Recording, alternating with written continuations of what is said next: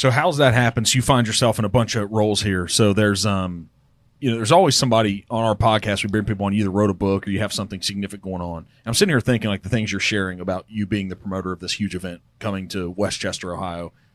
It's a northern suburb of Cincinnati. So it's what, the Voices of America Country Music Festival? Yep, that's it. Okay, so and you're the promoter of that. Yes. What leads you to this place? Because that sounds like a really big job. It is. So how's this happen?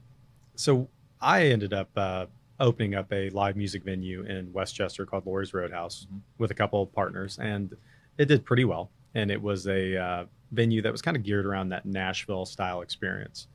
And as businesses do, they evolve. And one thing that we said we were going to do with Lori's Roadhouse was we were going to have part of the focus being on Nashville entertainment from Broadway, kind of make it that Broadway experience. And then we were also going to have some big concerts. And of course, I said, well, maybe we'll have like a couple concerts a year. And then we ended up having like 35. So that idea that we had for Lori's Roadhouse to be a Broadway style venue really completely transformed, and it ended up being a country, or I would say an indoor country music concert venue. And it did really well. And I kind of looked at that and I thought to myself, it would be great to do something bigger on a larger scale. And I, kind of just thought about it and kind of put it away and kind of said, hey, I wish I would have built a bigger venue. I read an article in, I want to say Cincinnati.com, maybe 2 years ago, last year, 2 years ago. And it was talking about the best music festivals within Cincinnati that you can drive to within 4 hours. And I was like, where's the one in Cincinnati? Right. So from there, you talk about execution. So I say, hey, first and foremost, how do we explain the event? Right. So we try to do that through marketing and through our branding. That's very important to me. And then we try to figure out, how do we make the ticket buying experience good for the consumer? Wow, that seems like that's been really tough recently. Is it like, talking about your ticketing site, like for a festival like yours, do they go to your site? Is that what, or, okay, that's how that works. And so these packages, this is a weekend festival. Yes. Right. So I'm a guy, unfortunately, I work too much and don't have enough fun. My significant other, she'd say that too. All right. But something like this, I'm sure that it's like a 3-day deal. Maybe it's 4. I'm sure it's Friday, Saturday, Sunday. So we did 4 days. Oh. And that's a funny story. I think everything's like, a funny story or pivotal moment, right? And it started out to do a 2-day festival. And then we were kind of looking at availabilities and whatnot. And I said, let's do 3. And I remember I was so adamant about not doing a 4-day festival. And then something ended up happening with artist availability, and we had an option. And we said, okay, let's do a bonus night. And then it turned into 4. What are you most excited about? Like the event here coming in August, it's the big thing on your plate right now. Mm-hmm. Not to say you don't have the restaurant and all this stuff happening in Lori's Roadhouse, but it's the big thing, right? It is. With the event, I want to sell a lot of tickets. I want people to have a good time. I want to have good feedback. And, you want people to have fun. And I think that's what it's all about. You're a guy who feeds off that. You can take a step back and be like, these people are having a great time.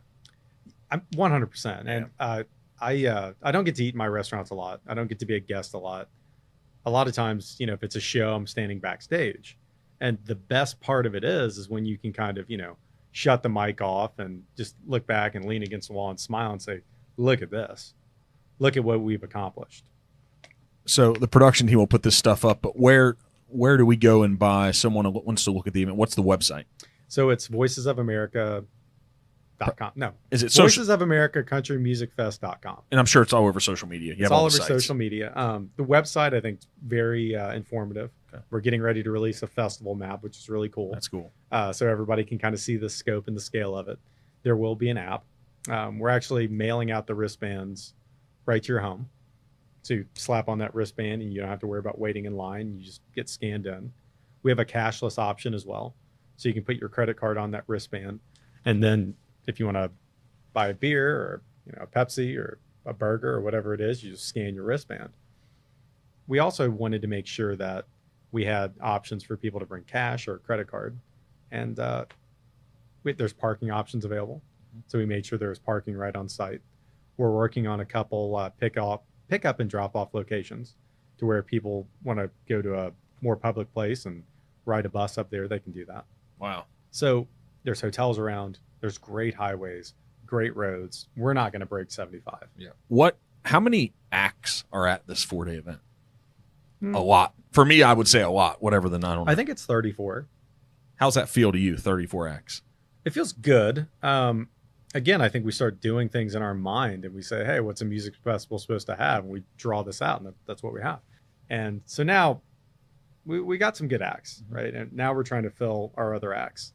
And we're making decisions on what's our budget and what type of artists do we have. And I said, it was important to me that we did everything right from start to finish and that we had a really solid lineup. So then I kind of went crazy. And I said, let's make sure we have strong number twos. And we booked Riley Green. We booked Gabby Barrett, Jody Messina, Jake Owen. We added him to the lineup. I was really excited. And I put an offer in on Lainey Wilson. We got Lainey too. Chris Young, we booked that weekend. And I just started kind of filling the pieces in. And then people started talking to us a little bit more about the festival. And we had a lineup. And I wasn't sure how good it was. I felt good about it. But again, somebody told you it was great. Somebody told me it was great. And that was CMT.